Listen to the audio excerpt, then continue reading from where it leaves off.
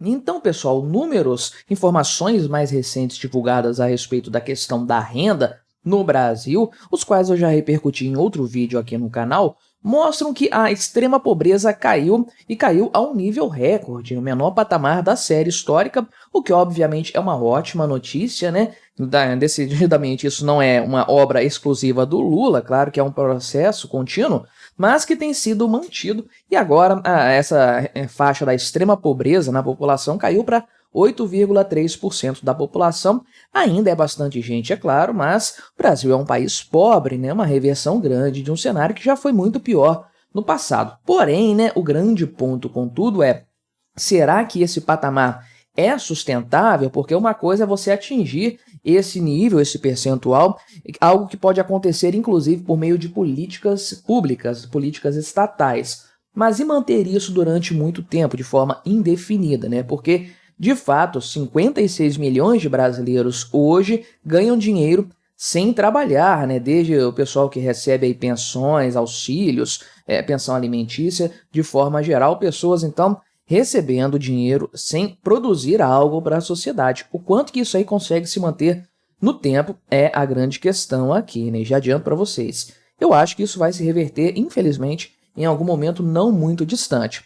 Vamos conversar então sobre esse tema, mas antes não se esqueça, deixe o seu like, o seu comentário neste vídeo, se inscreva no meu canal se você ainda não for inscrito, considere se tornar membro patrocinador do meu trabalho com valores a partir de R$ 1,99 por mês, você me ajuda bastante dessa forma, pode ter certeza disso, né? Então, o menor, aliás, né, nível na série histórica, 8,3% da população, mas um patamar grande ainda de pessoas, né, nominalmente, que equivale a 18,3 milhões de brasileiros vivendo abaixo da linha da pobreza, né, na extrema pobreza, aí, que é praticamente a população do Chile. Então, dentro do Brasil tem um Chile inteiro vivendo nessa situação de extrema pobreza.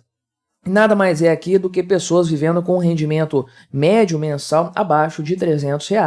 Realmente é pouca coisa, pouquíssima coisa, eu diria, né? São dados aqui do pessoal da Fundação Getúlio Vargas, né? Por meio aqui da Pesquisa Nacional de Amostra por Domicílio Contínua, que foi feita pelo IBGE. Então o IBGE coletou os números, a Fundação Getúlio Vargas fez ali, por meio do Marcelo Neri, economista, né? Fez uma análise desses números apresentados aí e tudo mais. Então, em relação a 2022, 2,5 milhões de indivíduos saíram dessa condição, né? Conseguiram ultrapassar essa linha dos R$ 300 de renda média mensal aí. E isso aqui, ao que tudo indica, se deve principalmente, e aí que está o grande ponto ruim dessa história, né? Ponto negativo dessa história, isso se deve principalmente a mais transferências aqui por parte do Bolsa Família, né? Também há uma contribuição da renda do trabalho aqui e da queda do desemprego. Então, ok, o aumento da renda pode se manter, é uma coisa razoável imaginar que isso possa ser mantido ao longo do tempo.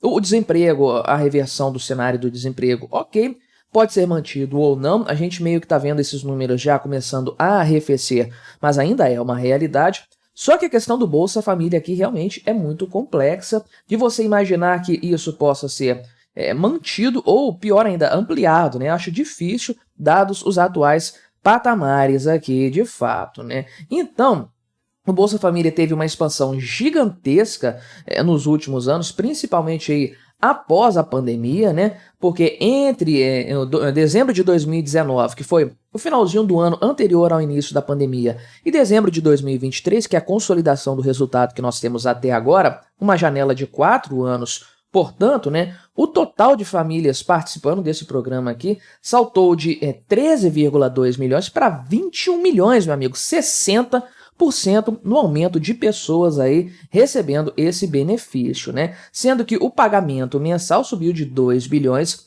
para 14 bilhões, uma montanha de dinheiro com certeza, né? Então veja que não apenas o número de participantes do Bolsa Família cresceu muito, mas o valor desembolsado por pessoa também cresceu até mais, né? Porque estamos falando de um valor 7 vezes maior aqui, quase 7 vezes maior, né, do que estava antes, para uma quantidade de beneficiários que sequer dobrou. Então, realmente, o valor por beneficiário aumentou bastante, né? Diga-se de passagem, maior parte desse período aqui, governo Bolsonaro, né? O Bolsonaro não está fora também dessa tendência e colaborou para esse cenário de forte dependência de programas assistencialistas por parte da população brasileira. Então você conseguiu chegar nesse patamar de uma constante redução. Isso aqui é importante, né? Estamos vendo que de 2023 para 2022 houve uma redução considerável, mas isso tem acontecido ano após ano de forma recorrente. Se você olha no longo prazo, nós vemos que de fato o nível, né, a quantidade de pessoas abaixo dessa linha da pobreza tem diminuído com consistência, né? E aí fica a grande questão, será que isso vai se manter, né?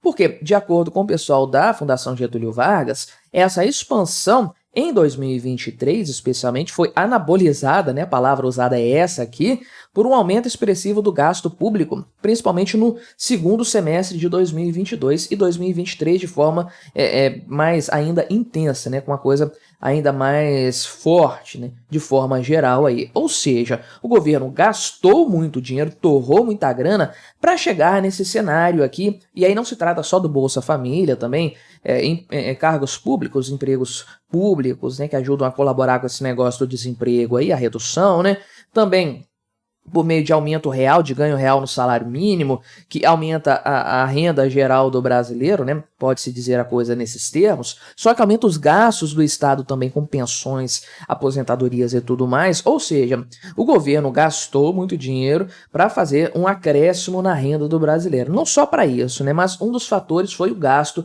estatal, talvez o principal fator, e aí nós temos um problema sério que é, o ano passado foi um desastre e o Brasil não consegue manter o patamar fiscal do ano passado, isso é impossível, isso é inviável economicamente. Algo vai ter que ser revertido nesse cenário, e aí o debate, né, tá a respeito de qual vai ser o déficit desse ano, qual o patamar, o que o governo vai fazer para tentar controlar os valores, né? Ninguém até o momento fala, nem o mercado, nem o governo, nem os mais pessimistas, que teremos um resultado fiscal pior do que o do ano passado, nem perto de ser tão ruim quanto o do ano passado. Ou seja, todo mundo já considera que vai haver um freio no gasto estatal, ele pelo menos não vai crescer tanto quanto o governo gostaria. E aí fica a questão, como manter esses patamares alcançados para o Bolsa Família e para outros programas aí, numa situação em que o governo não apenas está com restrições orçamentárias, como provavelmente ele vai ter que começar a contingenciar coisas para evitar incorrer em crime de responsabilidade fiscal, violando os limites estabelecidos pela meta fiscal, né? Então, o que fazer para resolver esse cenário? Bem, acredito que não tem solução, essa é a verdade, na medida em que mais pessoas começam a entrar nessa categoria daqueles que não trabalham, não produzem para a sociedade, mas recebem algo em troca da sociedade ainda assim, né? Então, qual que é o ponto aqui, o que isso significa de maneira geral? Estamos falando aqui do pessoal que vive de aposentadoria, né? 17% aqui vive de aposentadorias, 2% de aluguel, 0,9% de pensão alimentícia e 5,2% já vivendo de Bolsa Família e BPC, que também é um programa assistencialista aí. E esses dois principais patamares aqui, ou seja, os aposentados, né, e o pessoal dos benefícios assistencialistas, isso tem aumentado com consistência, porque a população está ficando mais velha, está vivendo mais e com mais saúde, então vive mais tempo com aposentadoria, né? A questão da pensão aqui, os viúvos, os órfãos aí, também vivem mais tempo e acabam desfrutando dessa aposentadoria por um período maior aí. E mais gente tem entrado para o Bolsa Família, conforme os números nos mostram. Então, essa pressão aqui da sociedade improdutiva, vamos colocar assim, né, a força de trabalho